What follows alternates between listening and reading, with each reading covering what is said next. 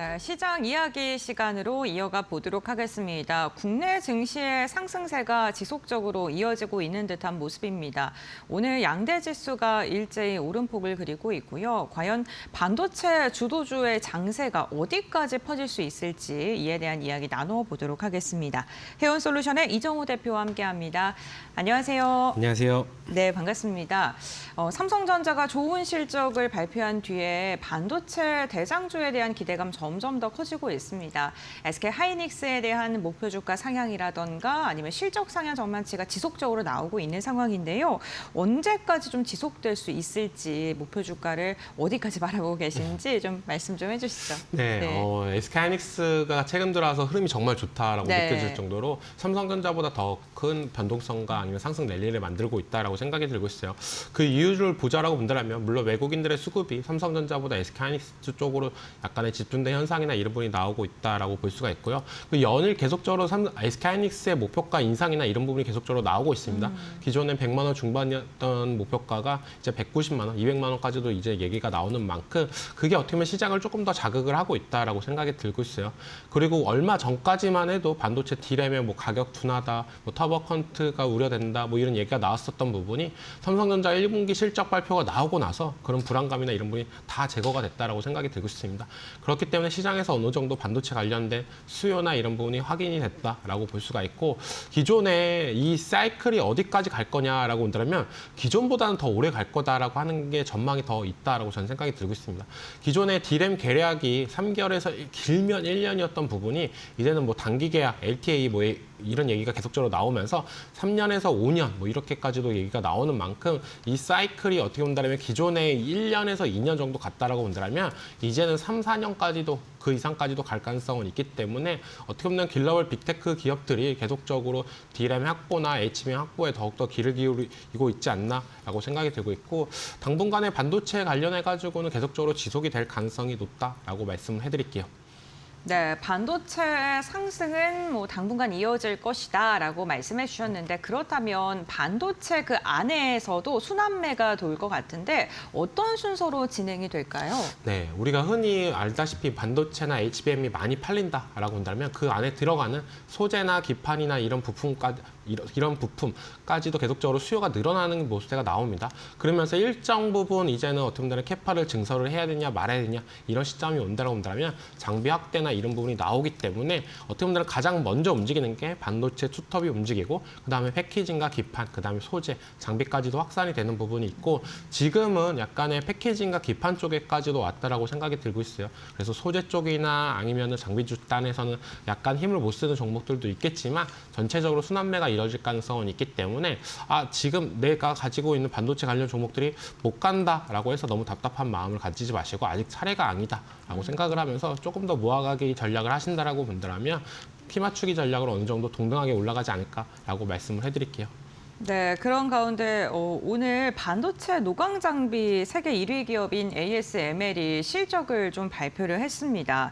1분기 매출액이 88억 유로로 지금 집계가 되고 있고, 여기서 좀 특이한 게 중국 비중이 19%로 감소한 부분을 좀 시장에서 주목하고 있는 듯한데요. 이 부분은 어떻게 해석을 하면 좋을까요? 중국 쪽에서 계속적으로 미국에서 ASML 장비 관련해서 제재가 나오고 있기 때문에 중국 쪽의 매출이나 이런 부분이 줄어들었다라고 볼 수가 있고요.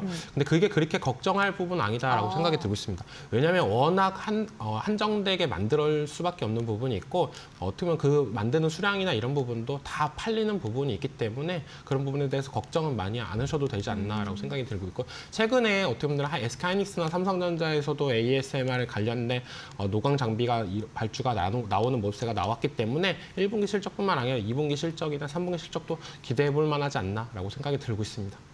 알겠습니다. 뭐 지금 매출 가이던스도 좀 지속적으로 높여잡는 모양새고요. 이 부분 좀 짚어주시면서 너무 우려하지 않으셔도 된다라고 말씀을 해주셨네요. 저희 오늘 다음 이야기 좀 넘어가보면 양자 컴퓨터도 AI 시장 확대와 함께 좀 주목을 받는 듯한 모습이 나타나고 있습니다. 그리고 기판 관련된 기업들에 대한 이야기도 좀 지속적으로 나오고 있는데, 기판 먼저 여쭤볼게요. 네. 삼성전기가 오늘 공장을 동남아 쪽에 좀 증설한다, 이런 이야기 나오고 있는데 얼마나 잘 팔리면 이럴까라는 생각 하락도 했거든요. 네, 이 사이클 얼마나 더 길게 갈까요? 아까도 얘기했다시피 반도체 네. 사이클 다음에 이제 기판 사이클이 될 가능성이 높은데 그만큼 요즘에 삼성전기가 정말 쉬지 않고 올라가고 있지 않나라고 생각이 들고 있습니다. 그만큼 AI 쪽에서는 기판에 대해서 어떻게 보면 집약 산업이다라고 볼 수가 있는데 기판이 왜 더욱더 각광을 받고 이르냐라고 본다면 그 기판 안에서 어떻게 움직임이나 아니면 칩과의 어떤 통신이나 이런 부분이 더욱더 원활하게 위해 그리고 빨래하기 위해서 기판의 기술이나 이름이 더욱더 올라가고 있다라고 볼 수가 있고 FC BGA 기판이 삼성전기에서 베트남 공장을 증설을 한다라고 얘기가 나왔던 부분이 있는데 이 부분이 얼마 전까지만 해도 어떻게 보면 골치 아팠던 부분이었습니다. 근데 AI 시대로 넘어가면서 수요나 이런 부분이 계속적으로 늘어나면서 이제 판가 인상까지도 올라가는 부분이 나왔기 때문에 삼성전기 입장에서는 이 기회에 어떻게 보면 공장 증설이나 이런 부분까지도 확보를 하면서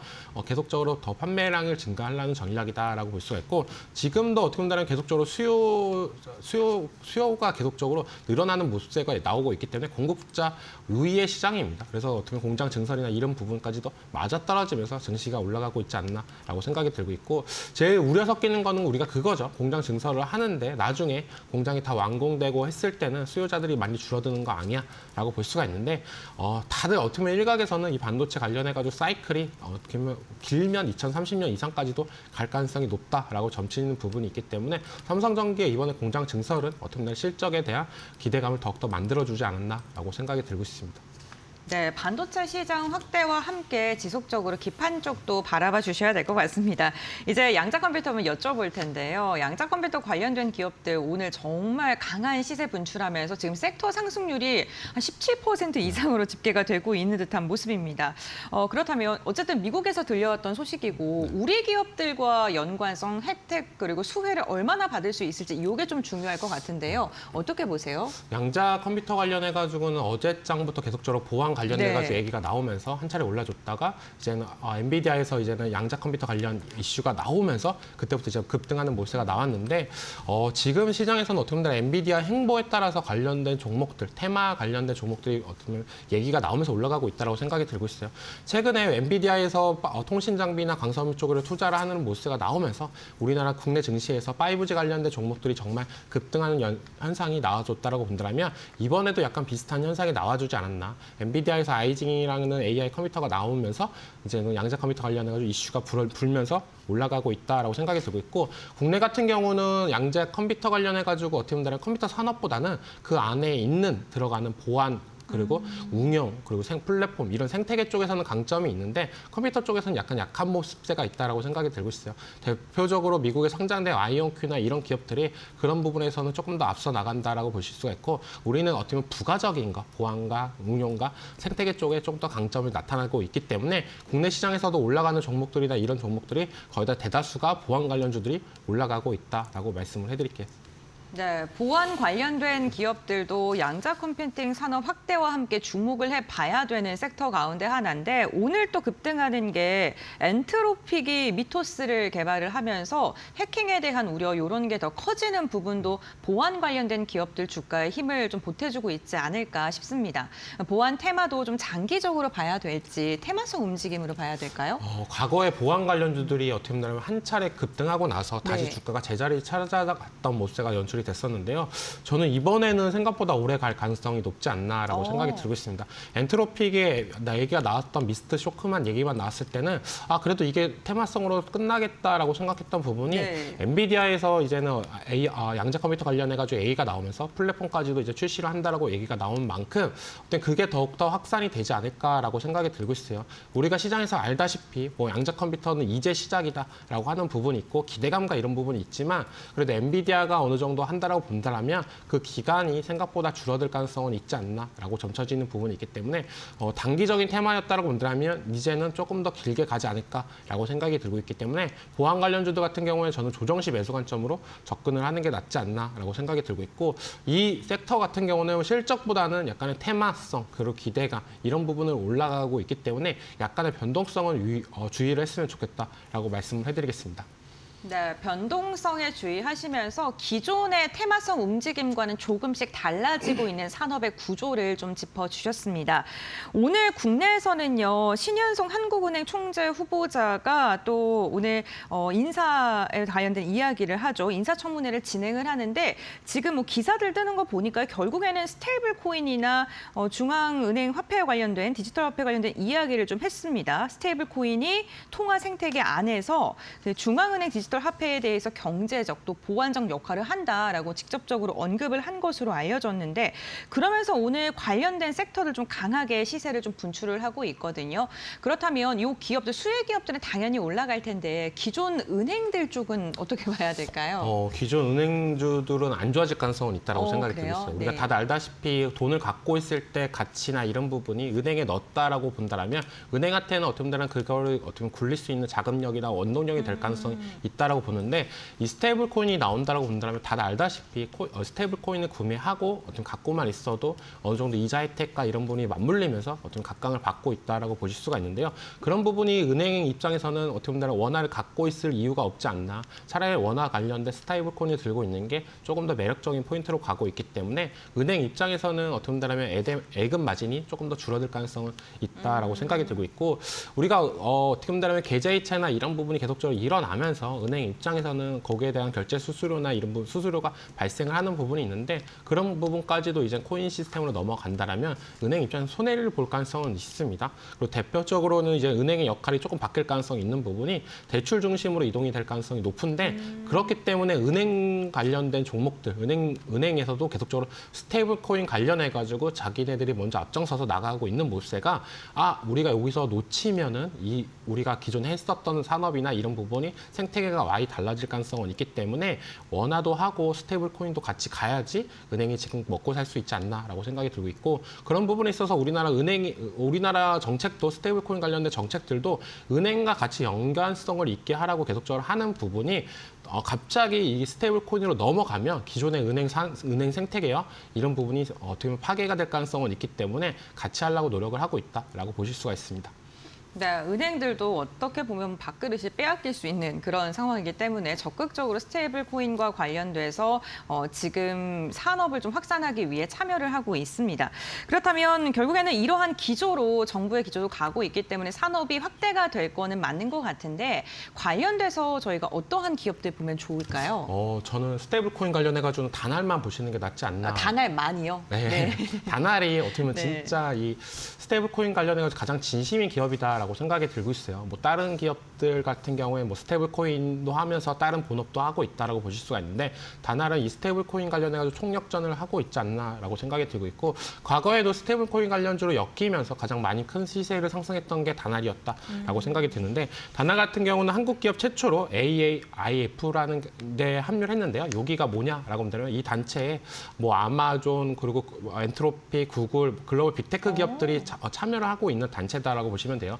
여기서 글로벌 IT 관련해가지고 표준화나 이런 부분을 하는 부분이 있는데 단알이 여기서 들어가면서 스테이블 코인 관련해가지고 표준화나 이런 부분까지도 계속적으로 할 가능성이 높아졌다라고 볼 수가 있고 어느 정도 스테이블 코인 관련해가지고 기술 검증을 완료했다라고 얘기가 나오는 부분이 있습니다. 그러니까 기술적인 측면이나 이런 부분이 우리가 알다시피 뭐 단알 같은 경우에는 약간 중소형 기업이다라고 보시면 되는데 결제에 특화된 기업이다라고 보시면 돼요. 인터넷 결제나 이런 부분에 있어서 계속 강자인 역할을 해왔던 부분이 있기 때문에 이제 시대가 바뀌면서 스테이블 코인으로 넘어가고 있지 않나라고 생각이 들고 있고 단알 같은 경우는 어떻게 보면 스테이블 코인 관련해서 은행주나 이런 성격보다는 약간의 결제에 대한 플랫폼이나 이런 기술 이런 부분에 대해서 어떤 가치를 높게 평가하는 부분이기 때문에 다른 빅테크 기업이나 아니면 우리나라 굴지의 대기업과의 콜라보나 이런 부분까지도 나올 가능성은 있다라고 생각이 들면서 스테이블 코인 하면 단알만 지켜보시는 게 제일 좋고 최근에도 바닥권에서 이제 대량 거래량이 나오면서 한 차례 급등하는 모세가 나와줬다라고 생각이 들고 있어요. 그러면서 이제 스테이블 코인 관련해가지고 다시 한번 관심을 갖는 부분이 있는데 저는 지금까지는 단알 쪽만 집중적으로 보자라고 말씀을 해드리겠습니다. 네, 알겠습니다. 소회주로 단아를 짚어주셨습니다. 오늘 국내 증시 현재 구간에도 6,100선 안팎에서 움직임 계속해서 가져가고 있고 코스닥도 강세를 보이고 있는데 결국에는 이렇게 오르는 게 뭐 이틀 내로 미국과 이란의 2차 협정이 열릴 수 있다. 뭐 이러한 이야기 나오면서 기대감이 커지고 있는 듯한 것도 시장에 영향을 주는 듯합니다. 다만 좀 이렇게 상승하니까 또 트럼프가 어떤 말 할지 좀 부담스럽기도 하고요. 시장 대응 어떻게 해야 됩니까? 네. 1차 협상이 실패됐을 때는 네. 좀 긍정적으로 바라봤어요. 어차피 시간은 어느 정도 있고 그 다음 협상에서 잘 되면 되겠지라는 협상이 저도 그렇게 생각을 했던 부분인데 시장도 그렇게 반응을 하면서 1차 협상 이후로 어느 정도 단기 조정은 나왔지만 반등세도 빨리 나와줬다라고 생각이 들고 있고 만약에 2차 협상이 불발이 된다고 본다면 그때부터는 조금 더 무섭게 시장이 다가오지 않을까라고 생각이 들고 있습니다. 그다음 3차 협상 정말 마지막일 가능성은 있는데 휴전 기간이 2주였다라고 본다면 이제 2차, 3차까지가 거의 데드라인이다라고 볼 수가 있는 부분이 있기 때문에 조금 더 계속적으로 차수가 지나면 지날수록 약간의 불안감은 더욱더 늘어날 가능성은 있다라고 생각이 들고 있고 우리가 1차 협상 때 우리가 배운 게 있다라고 본다면 조정 시 반도체는 담아가자. 정말 어렵다. 내가 뭘 사야 될지 모르겠다. 하신다라고 본다면 반도체 투톱을 모아가시는 전략이 맞지 않나라고 말씀을 해드리겠습니다. 그럼 상승할 때 현금 확보했다가 네. 조정할 때 또 담고 이런 식으로 하면 될까요? 네, 그게 제일 낫지 않나라고 생각이 들고 있고 물론 반도체 투톱에 대해서 비중 축소나 이런 부분이 아니라 내가 갖고 있는 종목이 너무 이번에도 반등할 때도 못 갔다라고 본다면 네. 차라리 현금을 확보했다가 이번에 협상 결렬이나 이런 부분이 나왔을 때 반도체를 담아가자라고 말씀을 해드릴게요. 네, 알겠습니다. 뭐 결국에는 반도체를 봐야 된다라고 이야기를 해주셨네요. 오늘 이정우 대표와 함께 SK하이닉스의 실적 전망치가 상승되면서 반도체 전반적인 섹터에 훈풍이 불고 있는데 어디까지 좀 이런 확산세가 이어질지에 대한 이야기 나눠봤고요. 오늘 말씀은 여기까지 듣도록 하겠습니다. 고맙습니다.